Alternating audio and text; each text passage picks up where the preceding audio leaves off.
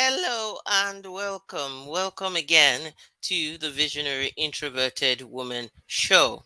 If you have been following us so far, we've been doing a series called The Abundance Experience. I hope that you have watched the other videos so far. If you haven't, they are all on my YouTube channel, and you can find the link in comments to go ahead and watch every other part of the series. What we've been doing is looking at the word abundance and breaking it down into different concepts. I love to do that a lot. So far, what we have covered is A equals attract, B equals belief, U equals to understand, N equals nurture, and D equals deserving, A agility, N is to normalize. And today I'm introducing you to maybe a word that you haven't heard before, and a word that is not used in all circles, is used in music circles, is the word crescendo. And I'll be talking about that a bit more. But before I do that, there might be some of you that are just stumbling on this video for the first time and you don't know anything about me. My name is Patience Obgumbono. I'm a business and leadership coach and the founder of the Visionary Introverted Woman brand. As you guessed it, I am introverted, visionary, multi passionate, courageous, and entrepreneurial. I love to have rich conversations. This show is all about bringing you talks and topics that will help you to leverage your introvert strengths. And I also share actionable strategies for success in life, business, and career. Basically, what I share here is inspiration, information, and strategies that will help you create that impactful presence wherever you find yourself as an introvert. Build your confidence so that you can position yourself in the marketplace as an authority and as an expert, and you can go ahead and create that leadership and create that impact in your world. And also, taking all this information, you can thrive as well. So, if you have a topic you want me to cover, or if you have any questions that you would want to ask, please feel free to connect with me and do so. Like I said, I love having rich conversations. So, we're talking today about the word crescendo. And if you've never heard of the word, don't worry, I will enlighten you. Things come to me intuitively because I'm a very intuitive person. And if you're not, it's hard because if you're a real thinker and not a feeler and somebody who kind of goes with your gut, when people come up with the fact that they are thinking about something, it's probably hard for you to, comprehend it and you think, well, that doesn't make sense. Anyway, one of these days I was sitting down and the word just dropped into my consciousness, the word crescendo. So I began to think, what's that word? I've heard that word used before, but what is it? And so I started to explore it. And here's the definition straight away. Crescendo is the highest point reached in a progressive increase of intensity, or it means the loudest or most intense level.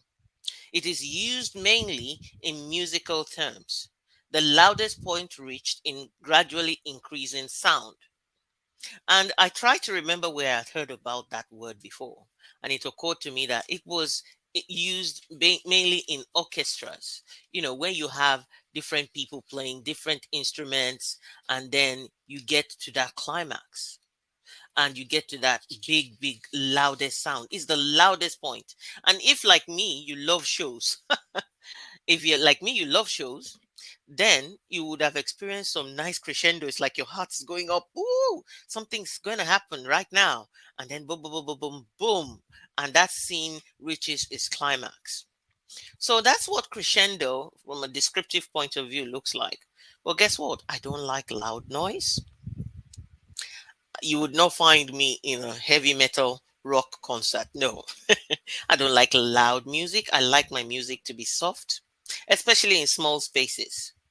So basically, I might not like loud music, but I like the flow and the rhythm of an orchestra playing until it gets to that high level. What does this have to do with anything for you? Well, here's the thing. As an introvert, you might be somebody who shrinks back. You might be somebody who struggles to put yourself out in the limelight. And if you don't do it consistently and create that rhythm for yourself gradually to reach that point where it's what is called crescendo, you can also say it's a saturation point where people cannot help but notice you.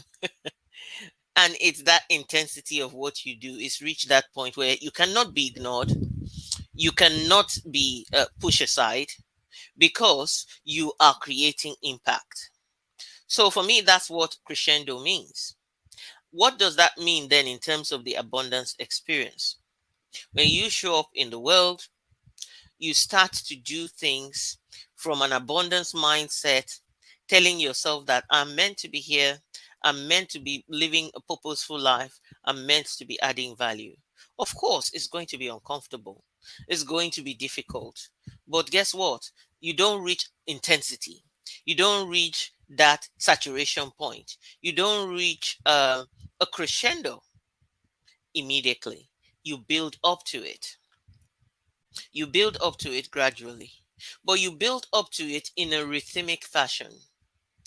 So, what do? You get out of your comfort zone bit by bit, step by step, and you are moving towards, you know where you are going. Your crescendo is usually what I would say is your ultimate goal. You don't want people to ignore you. You want to have a flow of customers coming to you, self identifying. You can do that with your messaging. You can do that with, your appearance in different places. And reaching crescendo means that you would have achieved that peak, that mastery, that expertise. You have stretched your comfort zone so much that it's expansive and accommodates more. I always say to people that these days my comfort zone is asking, where is it? Where is the zone? I can't find it because she keeps stretching, she keeps moving forward. But if you don't do that, especially in the business world, as things keep rapidly changing, you'll be left behind. So recently, obviously, there's been AI changes, but there's a new game in town where you have, the new thing introduced by Facebook, which is Threads. Now, you may be asking me, are you on Threads? Let me just say no. And why is that? It's a personal thing. I follow an expert on social media, and he said that Threads is the place to be, and I totally agree. It's up to you. But for me, at this point in my life, I feel like having that intensity of going to any other social platform would not be great for me. I am still creating the rhythm, and the rhythm is beginning to form a pattern that works for me. So adding something else just because I have this, what I call fear of missing out, FOMO, is going to just create that extra thing that might turn out to be a distraction for me. So I work more on focusing on what I need to finish before I pick up the next new thing that is happening in the marketplace. So that means that for you to achieve crescendo, you have to be progressively moving in certain steps, in certain ways towards your goal, towards your ultimate abundance goal in your life.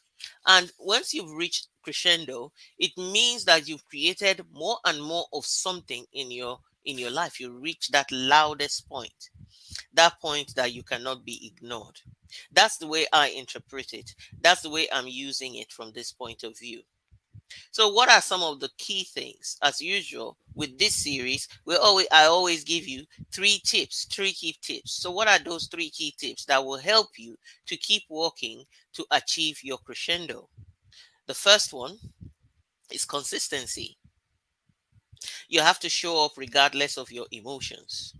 Emotions such as fear, discouragement, disappointment, and maybe that that pain from rejection when you don't get the likes, when you don't get people following you, when you don't get the audience. You have to be consistent and keep showing up. Of course, it's easier said than done, but you know that you have an ultimate goal of where you are going to. So when you're being consistent, you're going to be testing, you're going to be checking how is that intensity going up. I track all the time and I tell my clients, you've got to track. It's not just visibility, it's viability. Is it working? If it's working, how is it working? How do I do more of it? Because the more of what is working that you do, that gets you to your crescendo. So the first key point there is you need to be consistent. The second one is, sadly, something that introverts don't like, is you need to seek exposure. Publicity and the limelight will shine a light on you. And with help, or when you focus on putting yourself more in the limelight, the light will then shine more on you. And you want to go out there believing unapologetically that your introversion is not holding you back. You want to bring out your personality. Now, in an orchestra, for example, that we've used, there's the violin, there's the guitar, there is all sorts. I don't think there's the guitar. I get that wrong. There's the trumpet, trombone, and all sorts of things. And you have, those big, big instruments. So, what is it that is your own strength, that you can seek exposure with, and you can keep developing in the public space, overcoming your fear, so that gradually you reach that ultimate level of intensity, peak performance with your strengths that people cannot ignore.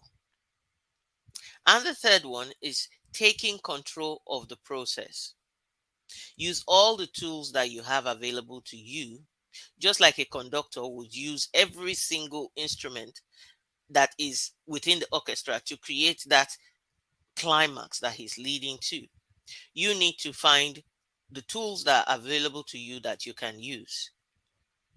That includes your values, that includes your strengths, that includes your what you love to do, that includes the things that you have built up skills at. All this is the reason why I created my program, which is called Harness Your Strengths for Business Success. Because I know that a lot of times introverts downplay that strength that they have, or they are not aware of how it works to create the aligned business. And if you're not building the strengths that you need to build, you will never get to that ultimate point of intensity and expertise. My mentor, John Maxwell, always says that when you operate from a place of strength, constantly and consistently, you will be operating at a point of least effort. And what we all want is to be operating at a point of least effort, where whatever you're doing looks effortless, looks simple, looks easy, and also allows you to shine and allows people to notice you. They can't but notice you. So as much as we are not people who make noise as introverts, nevertheless, we can make noise in different ways. I teach my clients to make the right kind of noise so that they are not ignored. And when I see them right now, as you can see, I'm smiling just because I'm implanted with the visibility of the clients that I have worked with and who they are right now, knowing where they had come from in the shadows and knowing where they are right now. They are my inspiration for creating the Harness Your Strengths. So, what are those three key things again, so you don't forget them? Being consistent, making sure that you're showing up regardless of your emotions. Number two, seek exposure, seek the limelight.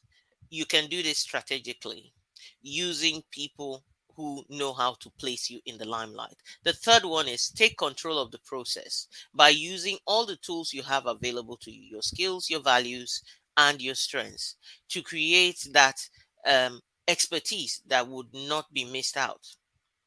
You need to be able to be moving towards increasing the abundant positive things in your life to get to that crescendo day. I hope that you found this valuable. Just to remind you that my program, Harness Your Strengths, the second cohort is starting on the 3rd of August. And I would love you to join me to be part of it. Check over in the comments where you can find out more and you can apply to be part of the process. Make sure that you are constantly working towards that climax day that day of peak performance, that day of expertise, that day of achieving your crescendo. I want you to know that, I'm here for you. And whether you're an introvert or not, introversion is not a box or a barrier. Actually, introversion is one of your key strengths that you need to start tapping into to make a difference to the world. Take care and make sure that you log on and check out my YouTube channel where you can get the rest of the series. God bless.